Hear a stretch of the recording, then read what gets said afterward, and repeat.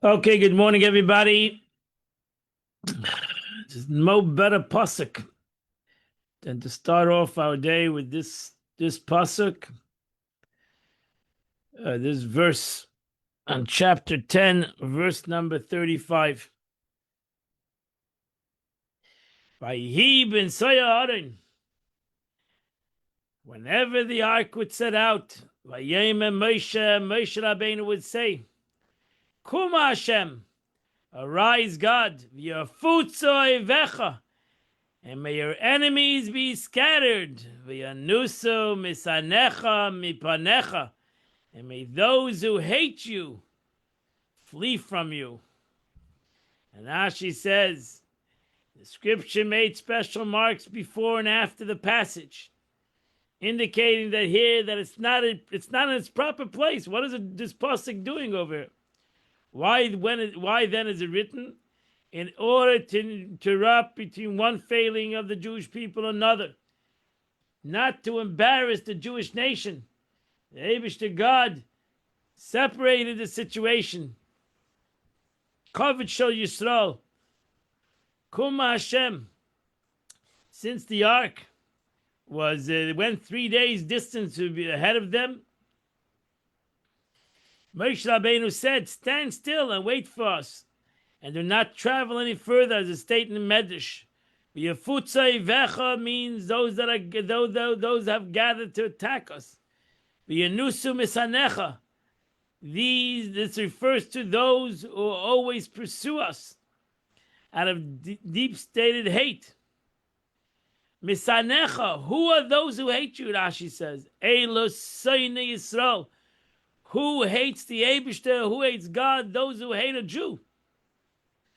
Because all shakol hasein is Israel, because whoever hates a Jew, seinis mishama v'haya ilam, hates the one who created the world. Shenema masanecha misanu roish, as it says, and those who hate you have raised their head. Umiheim, who are those who hate you? Alam chayirim usaid, against your people they devise plans. Verse 36 of Menucha, when the ark rested, Yema, he would say it, Shuva Yisrael, return Israel, Rivais Alpha Yisrael, among the myriads of thousands of thousands of Israel. Now she says, Shuva Yisrael, Menachem ben Shruk, translates Shuva, means to rest. Be tranquil, Marugua, tranquility. Don't worry, the Eibishter is with you. Ribbeis Alpha Yisrael. This tells us the divine presence does not rest amongst less than 22,000. Ribbeis Alpha is 22,000. That when you have 22,000 Jews that are gathered together, you have the presence of HaKadosh Baruch. Two very powerful psukim in the Torah. May this come into fruition today. Chapter 11, verse number 1. And then the people sought to pretext. They were Jews trying to complain. Very unusual situation. Which is evil in the ears of God. Vayishma Hashem, and God heard of Vayichrap, and he got angry. V'tivar eish behem eish, and a fire burnt broke out amongst them. V'techu b'tzia machna, and he ate at the extremities of the camp. Rashi says the word Am is really refers to wicked, similarly to the wicked, a certain wicked people. As it says, this evil people. And when they are worthy, they are called Ami, my people. Am. So as it says, send forth my people. So you have two expressions of Torah, Ami and Ha'am. Kimisaynim is none other in terms of denoting that those who seek a pretext are always those who are looking to complain. Here they are seeking a pretext how to avoid God. A similar term is regarding the Samson. It says he's seeking. He's looking for excuse. This pretext that is evil in the ears of God, meaning that they intended it to reach the ears of God. They said, woe is to us, this journey has bothered us so much, as if we're already 3 days, that we have not rested from the affliction of the journey. And God got angry. He said, I meant this. I meant this. I meant it for their benefit. I wanted to bring them into the land quickly. Seeming like they don't want. And those who remove mukotzim due to lowly stature, mixture of multitude. Elo Rav. Rav Shimon ben Manasseh, Rav Shimon ben Manasseh says no. Biktzeh Machna means the ktsinim, the great people that were too haughty, the haughty of them. Verse number 2, Vayitzak Mela Moshe, and the people cried out to Moshe. Vayispal Moshe, Moshe Rabbeinu prayed. Vatishka Eish, and the fire subsided. Vayitzak Alam. Ash says this may compare to the human king who got angry at his son. So son went to his father's friend, asked him, go and intercede on our behalf. Vatishka Eish, it sank into the ground, Rashi, on the spot. For it turned if it turned the direction, it would disseminate the entire direction of its path. So therefore, it went straight into the ground. Vayikashem hamakamahu Taveda, and they call that place Taveda, which is blaze. Kisham bara, this is the concept of fire. Ba me'esh, because there was a fire that broke out. Verse number 4, didn't stop by there. The mixed multitude amongst them began to have a strong craving. And the Jewish people were affected, and they began to cry.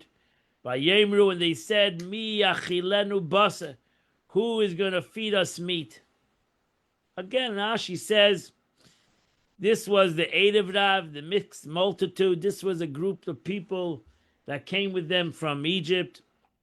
B'tzeisim Mitzrayim, that group of people that came with them from the land of Egypt. Vayashuvu gam bnei Yisrael vayifku, so they affected the Jewish people. That amongst the Jewish people got involved with this group. Mi yechalenu basa, who is going to feed us flesh? Did they not have meat?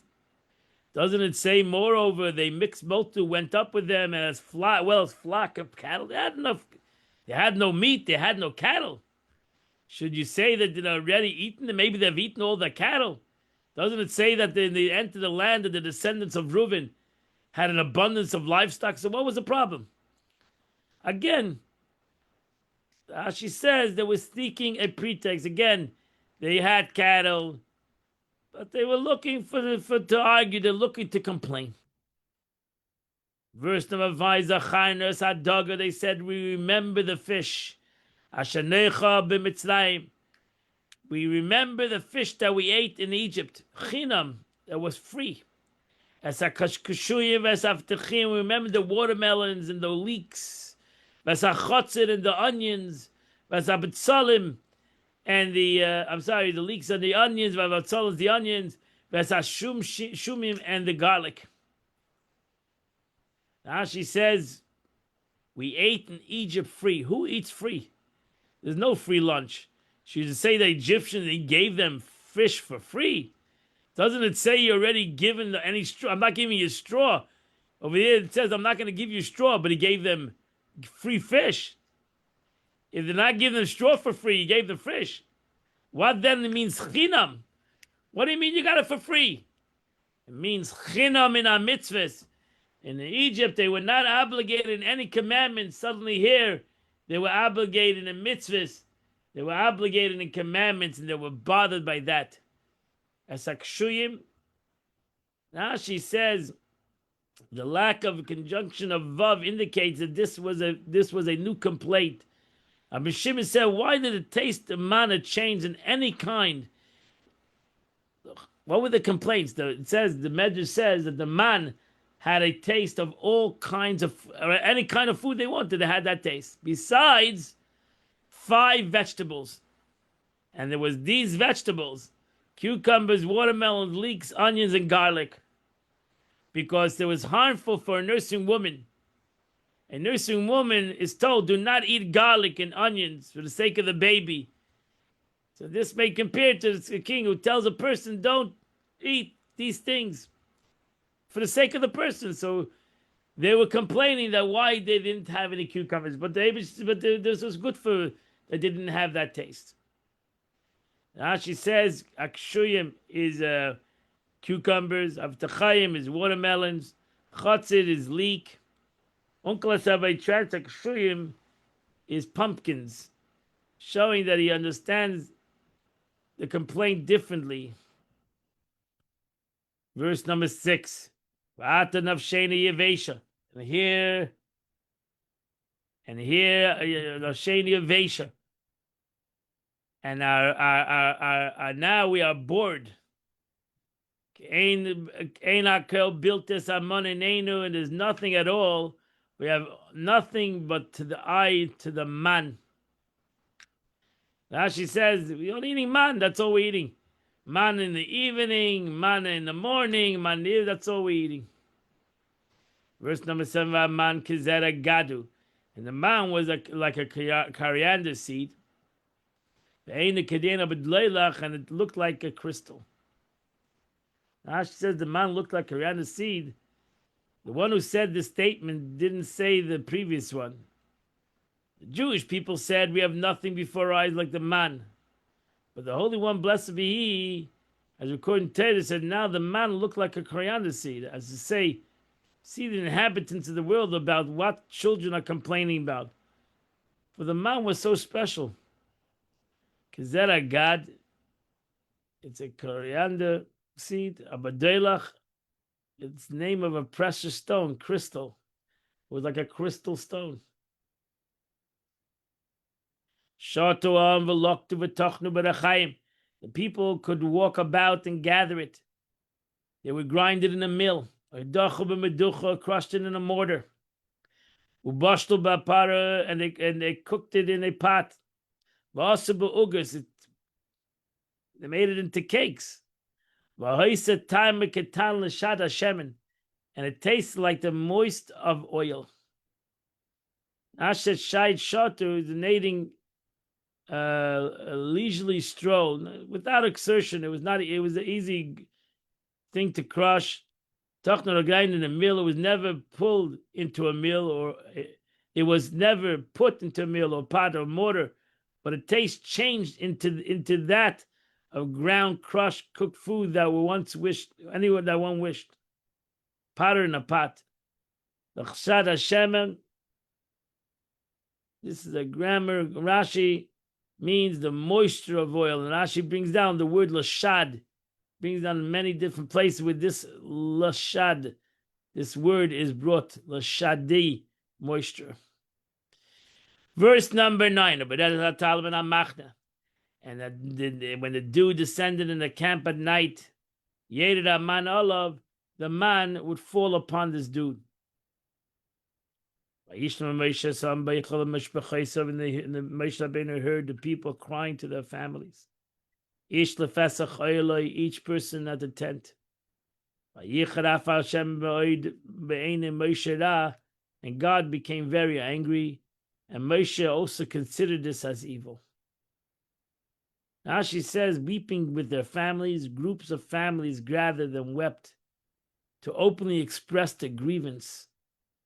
Our sages say the mishpachaisa because of matters involving the family, meaning because they were against aroyas, the incestuous relationships that had become forbidden to them. They couldn't marry their aunt, they couldn't marry their certain relatives, and they felt, why couldn't we marry? We want to marry their family. Moshe said to the Eibishter, why have you treated me bad? Why haven't I find favor in your eyes? You placed this entire burden of this entire people upon me. Did I conceive this nation? Did I give birth to this nation? That you ask me, carry them in your bosom. As a nursing woman carries her suckling child. To the land that you promised their forefathers.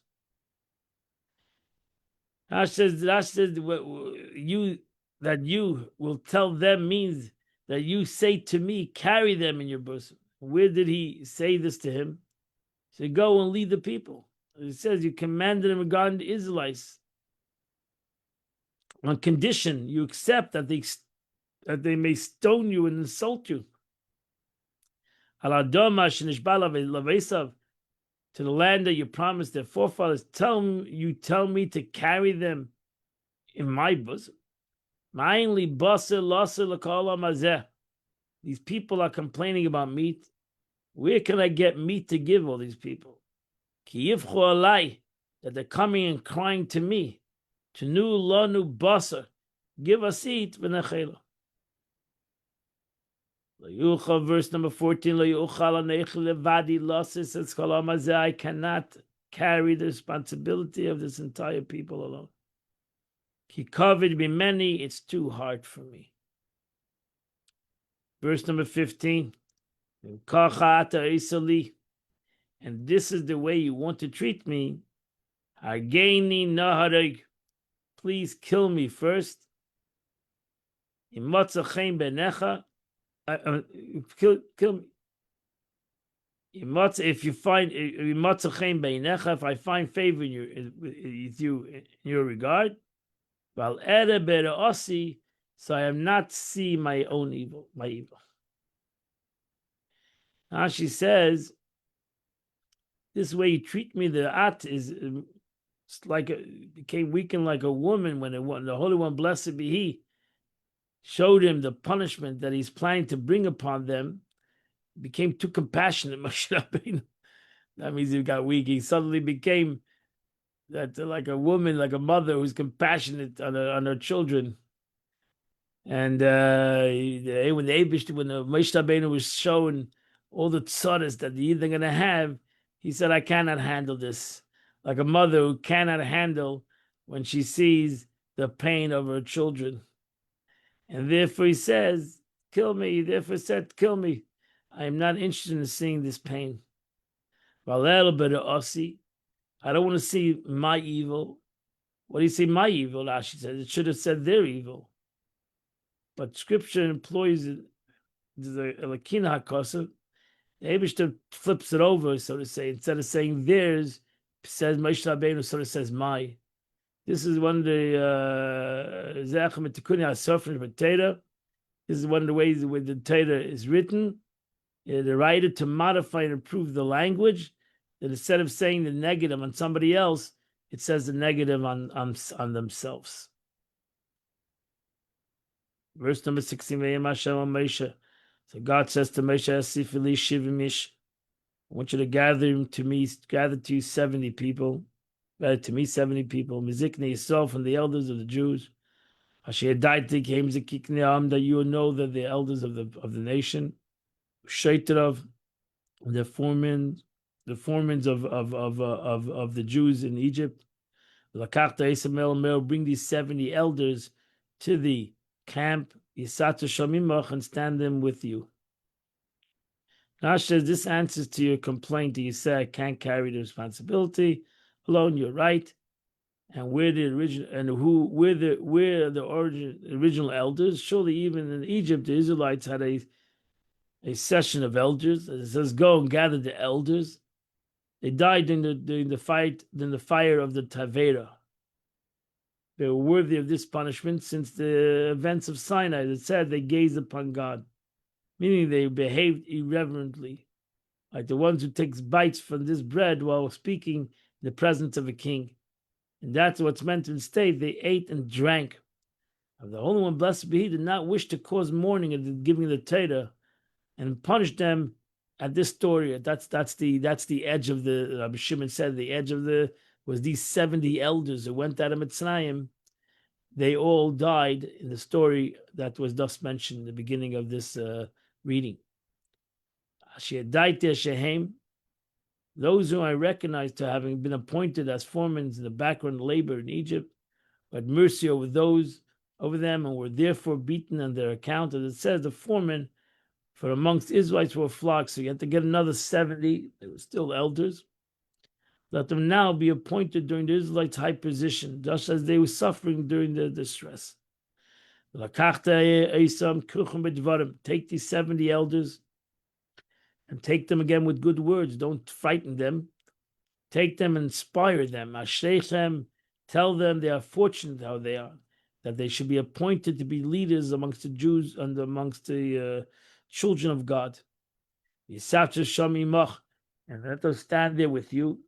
So the Jews see, that the people of Israel see that they treat them with honor, respect, saying these individuals are so cherished that they enter with Moshe Rabbeinu and receive direct communication with God.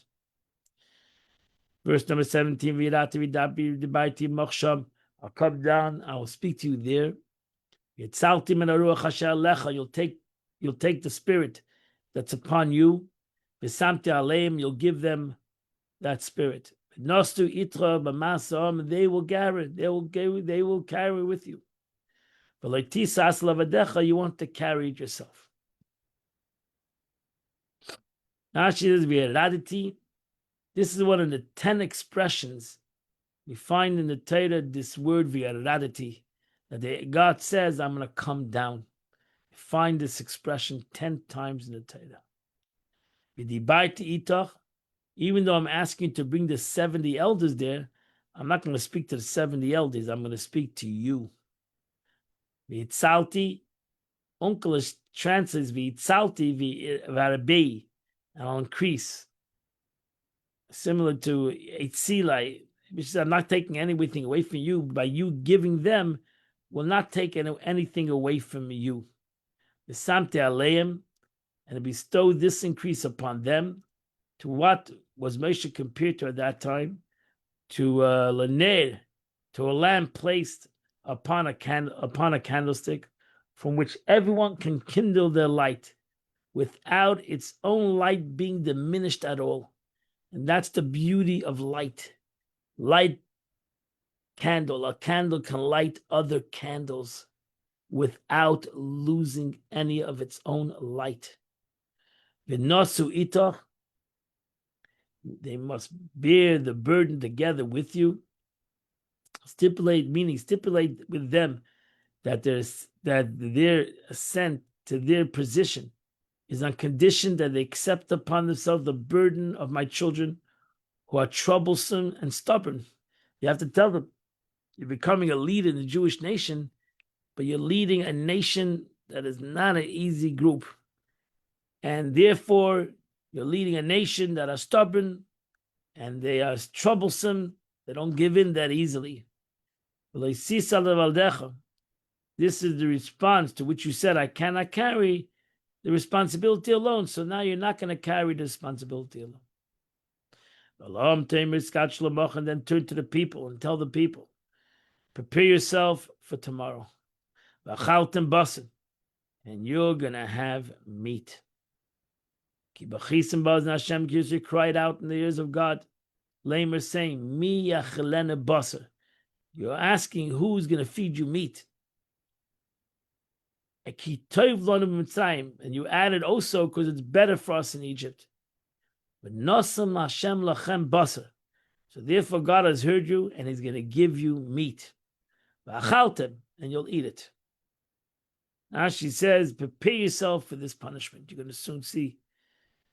Similarly, it says, prepare skadishtem for the day of, get ready for the meat. Get ready for eating.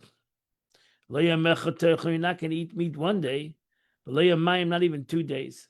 Not 5 days, not 10 days, not even 20 days. I'm going to fill your mouths for 30 days of meat. It's going to come out of your noses. And it's going to be nauseate you. Because you despise God. Hashem b'kirbechem, who dwells amongst you. The tifku v'tlefon of lamer, and you cried out to me and you said, Lama zeyatzanim v'mitzrayim. Why did we leave Egypt? Rashi says, for a full month, this refers to the relative virtuous ones who will die gradually weakening in their beds and their souls departing after. But with regard to the wicked, it says, while the meat was still in between their teeth. So it states in Sifri. And the Mechilta says that the opposite says the wicked died eating and suffering for 30 days, but the relative virtues perished while the meat was still between their teeth. Until they're coming out of your nose. This is as English translated, until you're disgusted by it. It will seem to you as if you've eaten too much of it, to the extent that it's being expelled and repulsed through your nose. And you reject it to a great extent than the original favored it. But in the words of Rabbi Moshe Daishan, I've seen that there's a language in the word that a sword is a term zara. As Hashem b'kirbechem, God who dwells amongst you. If I had not implanted my divine presence amongst you, you would not have become arrogant as to engage in all these matters. Moshe Rabbeinu said to God,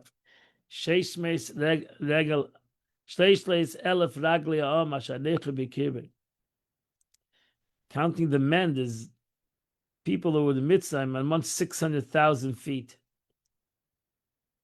You're telling them I'm going to give them meat. Meat for 600,000 men for a month. Now she said he didn't care to count the detailed remaining 3,000. Moshe Hadaishan explains that it was 600,000 who came out of Egypt as adults who wept. Verse number 22, if the flock and herd were slaughtered for them, would it suffice them? If all the fish in the sea were brought here to the desert, would it suffice them? Rashi says, the beautiful Rashi here, this is one of the 4 verses that Rabbi Akiva expounded in a certain way, but Rabbi Shimon didn't expound them like this. Rabbi Akiva said that this passage, the people whose midst I am 600 south on foot, and you shall give them enough meat to eat for a month, the flock and all the herds, is all understood literally. Could it be enough for them? The meaning of matzah is thus similar to the phrase of matzah kedei gulase. He obtained a sufficient means to afford the redemption. Now, which is a more severe offense? This, or that Moshe Rabbeinu says, now listen, you rebels, can we draw water from this rock? Surely this case. However, since Moshe did not say it in public, I mean, imagine he challenges God and where you can get meat. I mean, the Abish says that people are going to eat meat. So how can Moshe Rabbeinu challenge God? So why didn't God get when Moshe Rabbeinu challenged God with the rock? He said, "Can you take out water from the rock?" Like God says to talk to the rock, and Moshe Rabbeinu asked the question, "Can you take out water from the rock?" So what's worse? Can you take out water from a rock, or if God can feed 600,000 men? So Rabbi Akiva says, surely this case is worse. But however, and God doesn't get angry at Moshe Rabbeinu in this case. However, since Moshe Rabbeinu didn't say it in public, over here was private. Scripture protects him. Torah protects him, he's not punished. The inks of the water connection took place publicly, and therefore the Torah God did not protect him. God said, you embarrassed me in public. That's Chil Hashem.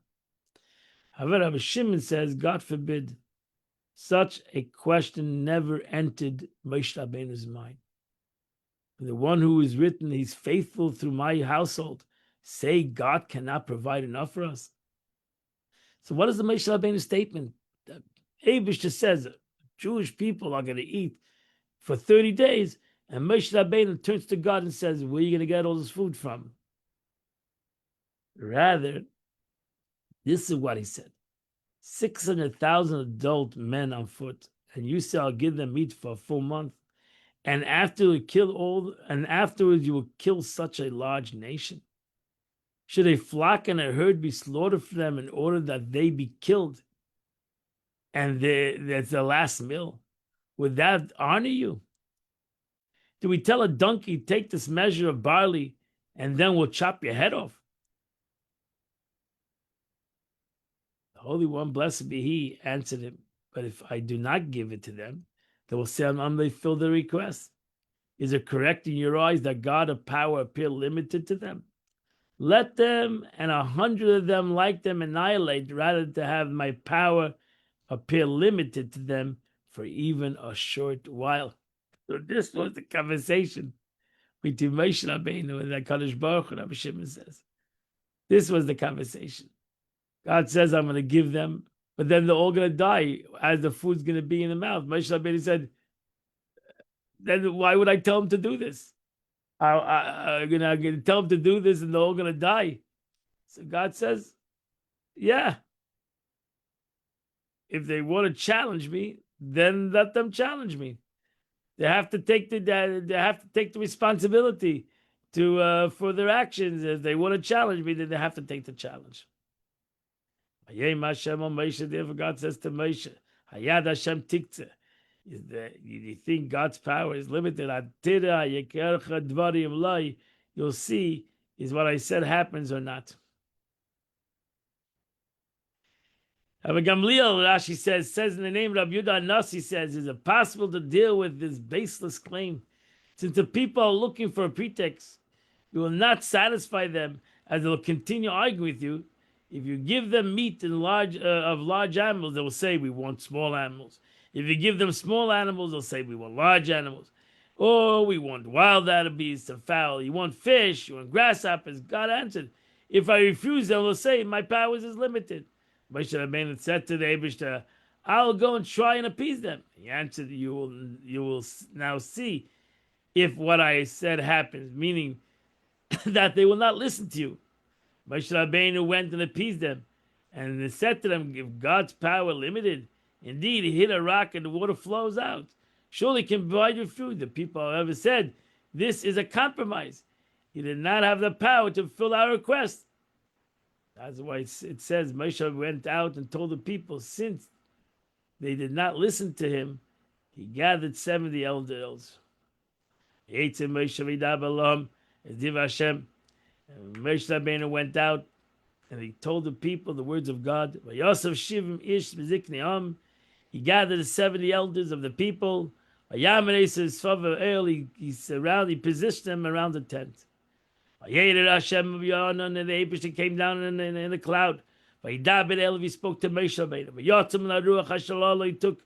He increased some spirit upon Moshe Rabbeinu. And Moshe Rabbeinu put it on these 70 elders. And when the Spirit of God came upon them, they started to prophesy. And they did not continue. Now she says they prophesied only for that day alone. So it's explained in the Sifri. But Onkelos says Lo Fasika did not cease. The power of prophecy did not cease from them. Verse 26, Vayisharu Shnei Anoshim b'machne. And then 2 people were left out of the 70 in the camp. Shem Echad Eldad. One name was Eldad, Shem Hasheni Meidad. And the other one was Meidad. And the Spirit was upon them. And they were in the writings. And they didn't leave the tent. And they prophesied in the camp. Now she says those who are chosen they said, we are not worthy of this position. Meaning amongst the selected of Sanhedrin, all the elders had written down by name, but were selected by a lot. According to the calculation, the appointed 70 elders from the 12 tribes, 6 would have come to each tribe except for 2 that would only provide 5. Moshe Rabbeinu said, no tribe will listen to me to have one less elder than the other tribe. So what did he do? He took 70 tickets, about 70 elders, word elder, leaving the remaining 2 blank. He selected 6 men from each tribe. There were thus 72. He told them, draw your ticket in the box. Whoever drew a ticket and said elder was designated as one of the Shivans of Canaan. Whoever drew a blank, Moshe Rabbeinu told him, God did not choose you. Verse 27, Vayoratz, young lad ran. Ayagid Moshe, he told Moshe, Vayeme Eldei Numeida, these 2 guys, these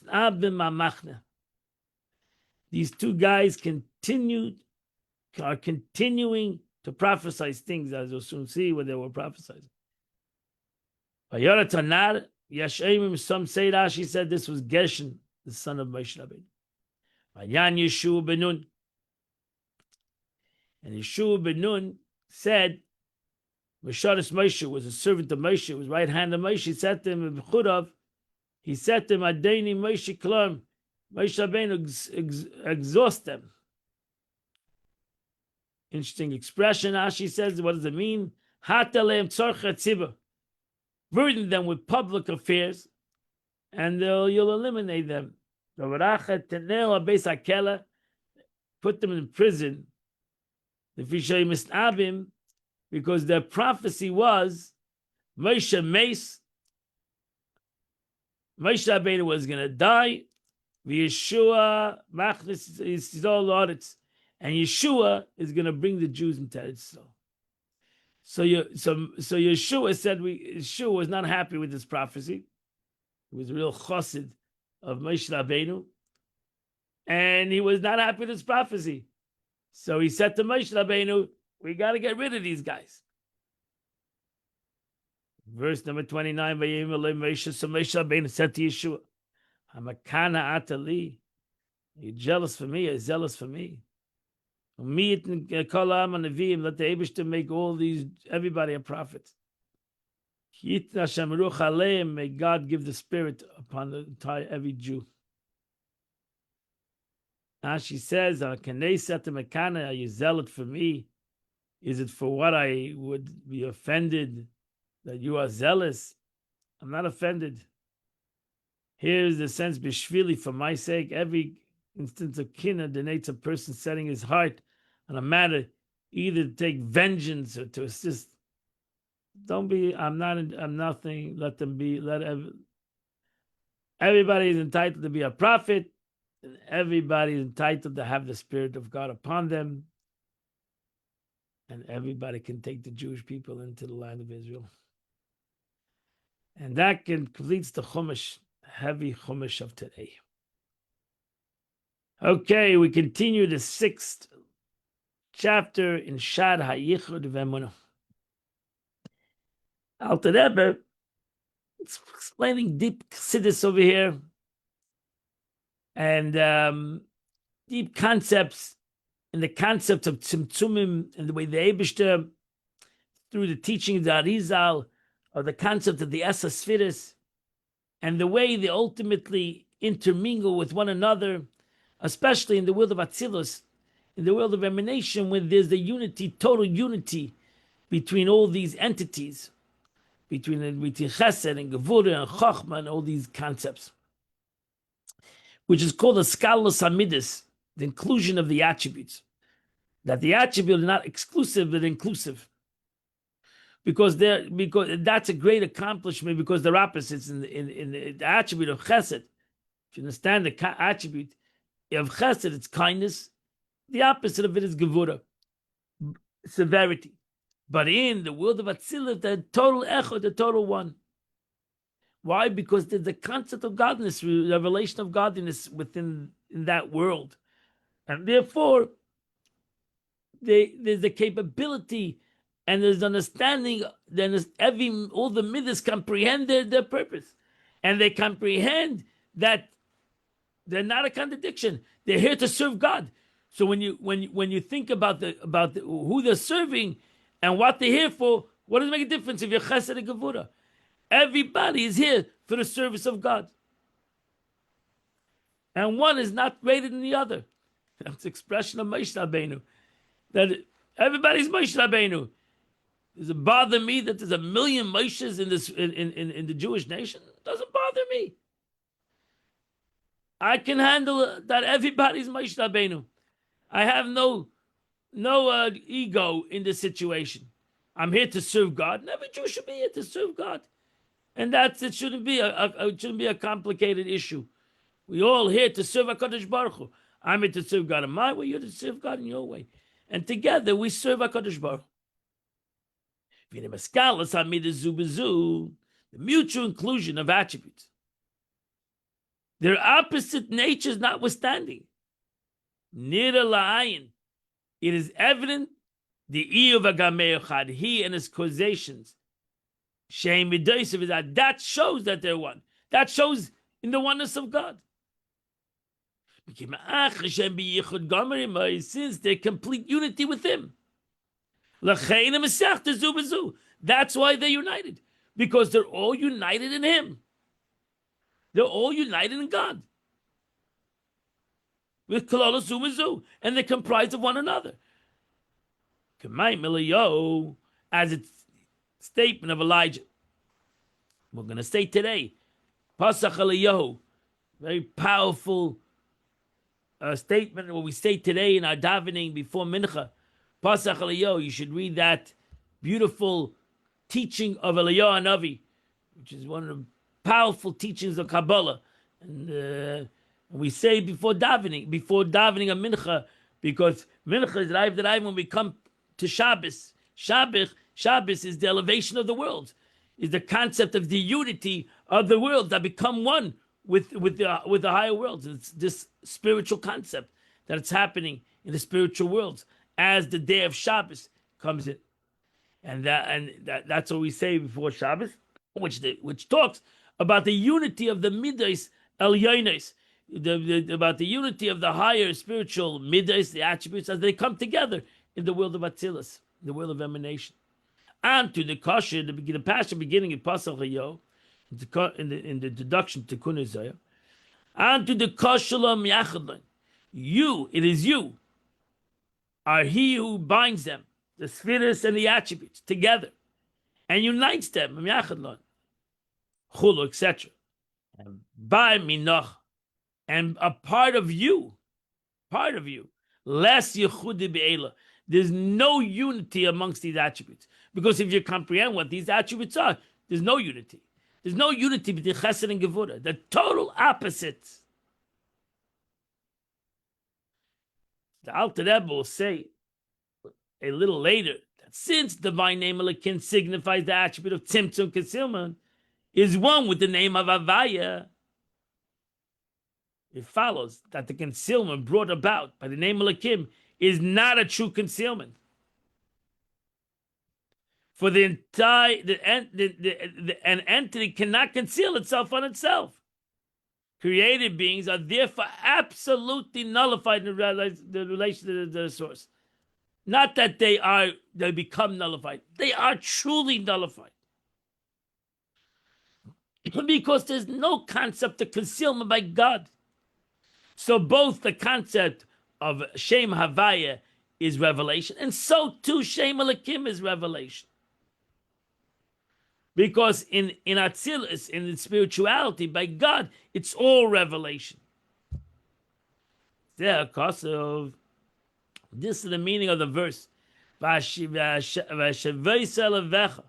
And take it onto your heart.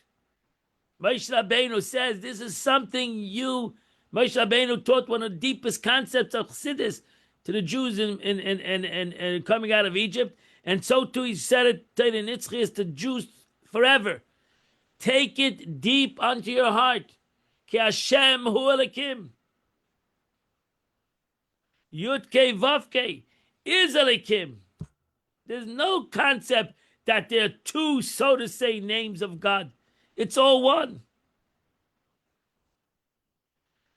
So in this verse, the question was asked in the first chapter, would it occur to you that there is a God soaking in the waters beneath the earth, so that it's necessary to caution so strongly, negate this thought of stating that one should take it onto the heart?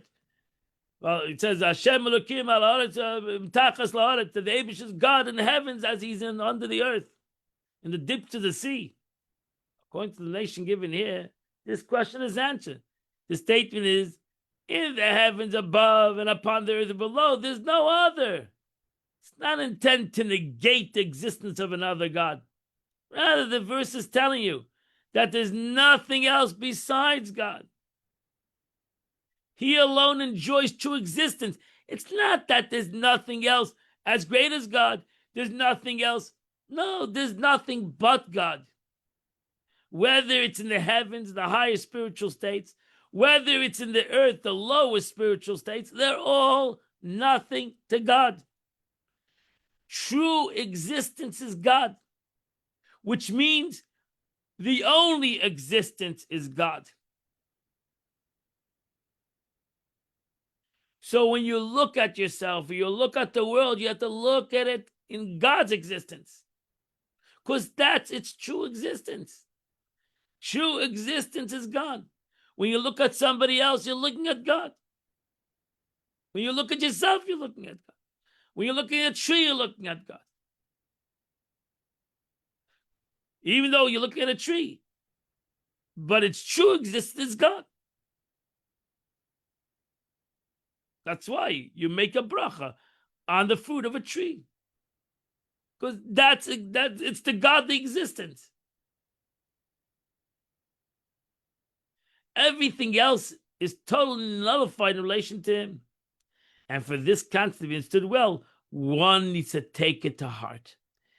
If you really want to understand this, or really the word, if you really understood it, you would take it to heart. You have to take this to heart. Pirush, Shnei Hashem Elokim. These two names of God, Yud Kei Vav Kei, and Elokim, Heim Echad Mamish, they are one. They're one. They're one. Meaning, although Havaya expresses Chesed and revelation, and Elokim and symptom and concealment, they're nevertheless one. There's no difference between Chesed and Gevurah by Kadosh Baruch. And it's something, not an easy thing to comprehend, because it's a paradox. And a human being cannot comprehend how you have Chesed and Gevurah to be one. But that's the way it is, because their existence comes from God, and therefore they are one. For even the name Elokim, which conceals and contracts the light of the divine life force that is responsible for creation, is the quality of Chesed, like the name of God, Yud Kei Vav. Mishum shemidaisha shel HaKadosh Baruch Hu misached ima b'yichad gama. For the attribute of the Holy One, blessed be, unite with Him in complete unity. They're one thing. V'hu u'shmoi echad. My friends, I said this. We could say this 100 times. It's a shavei salavecha. It's not that what you say. It's a shavei salavecha is what you feel. It's what you feel. Saying talk is cheap, as they say. It's what you feel, what you put on your heart. His attributes are His names. As we know, there are 7 attributes. There are 7 names of God. The attribute becomes a specific name. V'imkein, since it's so, once you understand that Elokim is one with Havaya, if you comprehend that, and it's something that not just something that you philosophize about, but you have a das. It comes your knowledge. And you'll bring it to your heart. The Mela Teda, it's going to be a natural response. That whether it's the highest levels of godliness and above, whether it's the lowest levels of this world, Einoid, there's nothing really. It's all God. Einoid Movade. There's nothing. There's nothing. True existence is God. Because He is existence. Everything else comes from His existence. So God's true existence. Pirush, that even this world, this material world, Shenidish Yesh Gamur, which looks like a physical entity, we all look at it as a physical entity. We all look at it as its own identity. We all look at this world as something that's tangible and it's real and it's real. Ayin ve'efetz, it's all nothing. It's all nothing. It's all nothing to God.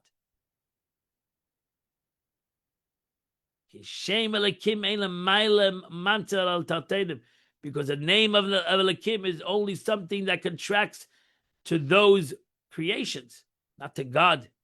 To God, there's no contraction. There's nothing hidden. To God, there's nothing obscure. To God, because God, their existence is God. So how can God hide from Himself? That it perceives Himself processing and then depend. But not to God.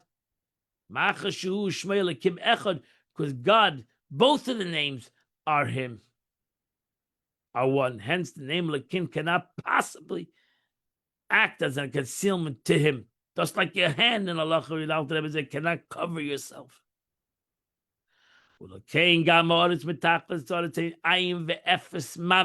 Therefore, even the earth and that's which below the earth are nothing, are naught and nothingness in relation to the Holy One. Blessed be He. Not even called a name.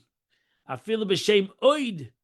Even the name oid else, lashon tafel, which indicates a substitute statue. As the sages say, Yehuda v'oid likra, an expression in the Gemara. Do I need a verse and I need an analogy in a verse? Void, it's like why you need both? Does the verse of the Torah require secondary? When the Gemara asks, if you have a verse, you need something else. Yehuda v'oid likra. Yehuda is a Jew. Do I need a Jewish person's knowledge when I have a verse? Yehuda v'oid likra. If I have a verse, what do I need? What do I need a sage's analogy? I have a verse. So Yehuda, an expression in the Gemara, Yehuda v'oid likra. I need to tell requires a second substitute custom of the land of Yehuda. You need to tell me that this is the way it's done by the Jews. When I have a verse, the verse says that's the way it's done. We thus see the word oid is consigned. Ain't oid milvad. There's nothing but oid. It's like an expression that I have to tell you that there's nothing but God. Do I need a Jew to tell that statement? Guf shutafel in the neshama, v'chayis b'keich, like the body that is subservient to the soul, life force within it, for which reason it refers to as oid. Halu avaya b'chaya azam elekai ba'oidi. And this is the meaning of the verse. I will praise Havaya with my life, meaning with my soul, and I will sing to Elokim with my Lord, ba'oidi, with my body. We thus see the body is termed oid, extra, so much as it's subservient to the soul. It's like oid, another thing. The reason the term Elokim is used in connection to the body song is this: Shachayim neshachim m'shem Havaya, va'oid shu aguf atofel m'shem Elokim. For the life force that derived from the m'shem Havaya is a godly soul. It feels its source. It's bottled to its source. It's nullified to its source. It loves its source. It only wants to connect to its source. The oid is the body, also created by God. But the Oid is the body. It's substituted from the name Elokim. It has to bring about this revelation. We thus see the body is nullified in relation to the soul to the extent of Oid. It's sub to it. It is not, however, nullified out of existence in relation to the soul. So therefore, the body comes to Shem Elokim, that it can feel it has its own identity, as the world feels that it don't has its own identity. The reason the fish the soul does not bring the body into existence ex nihilo. It only provides it with life. The body is therefore called Oid, secondary to the soul, and so much as the soul that provides the body its life. But the Holy One, blessed be He, who brings about everything, the soul, the body, and everything in this world, from the spiritual to the physical, everything, spiritual, physical, Gatzilas, Bri, Yetzira, Asiyah, the world, good, bad, everything in between. It's nothing. It's all bottled to the Eibishter. It's all their existence, all Oid. The whole existence is Oid. The whole existence of Yehudi v'Oid Likra. The Eibishter is existence. Everything comes from that existence.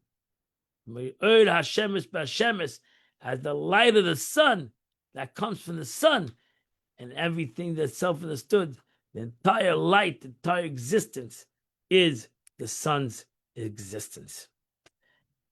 And that completes the Tanya of the day. My dear friend, today is the 17th day of the month, which is chapter 83 to chapter 87. I did the Tilma today. Read chapter 83. Beautiful chapter, and connected to what's happening right now in the world. The Rebbe writes today on the 17th day of Sivan, refraining from deriving pleasure in the fullest sense from this world is only a fine preparation for Avodah. Avodah itself is transforming the physical into a vehicle of godliness. So we all think that we can control ourselves. That's Avodah. And Avodah is not controlling yourself. Avodah is transforming yourself. So you're controlling yourself is a beginning of the Avodah. The real Avodah is not to run away from the physical, but to transform the physical, where the physical becomes a vehicle. So everything in the world becomes a vehicle for the spiritual. And then you can have all the pleasures in the world you want. And you should have all the pleasures in the world you want, because every pleasure was created for God. Chas v'shalom, that there's a pleasure in this world that has, so to say, its own identity, and it's the opposite of godliness. Every pleasure in this world was created for HaKadosh Baruch Hu. Kol ma sheKadosh Baruch Hu bara le'bara ela l'chvaydai. As the Mishnah says, everything that the Eibishter created, he created for his own glory. And therefore, we have to ultimately reach the level where every physical thing in this world was created to be a vehicle of godliness. And that's why it's a very famous statement that everybody always say this, is Rabbi Yehuda Nasi. Rabbi Yehuda Nasi would say that he was the wealthiest Jew in Yerushalayim, the wealthiest Jew in Jerusalem of his time. And when the day that he passed away, he picked up his finger. He said, God is a witness that I didn't have any personal enjoyment from this world. Every enjoyment I had from this world was for God. And that's why the Gemara says, when you come after 120 years, or some say every night, when your neshama comes up to heaven, the first question they ask, did you enjoy the world? Did you have a good day? Just like you ask another person, you had a good day. So too, when you come up in Shemayim at night, first question God asks you, did you have a good day? and your answer should be Baruch Hashem. That's why it's important that the Baal Shem Tov said, what's the panos of a Jew? Is when you ask another Jew, how are you? Or how's your day? And he answers, Baruch Hashem. Baruch Hashem. Thank God. Good day. Thank God. That's what we got to do. We have to ask each other, how is everything? Baruch Hashem. Thank God. I hope and I pray, Baruch Hashem. Going to be a good day. Be'ezat Hashem. Get rid of evil from this world. And the Eibishter is going to watch over Am Yisrael and get rid of Soini Yisrael from this world, the haters of Jews throughout the entire world. And they'll just run away. Not to fight with them, they'll push a run away. They'll dissolve from themselves. And let's hope that they'll merit to have a tranquil Shabbos, Shabbos, Menucha. And I wish you all a good Shabbos. I hope that you all will continue to learn Chitas tomorrow by yourself.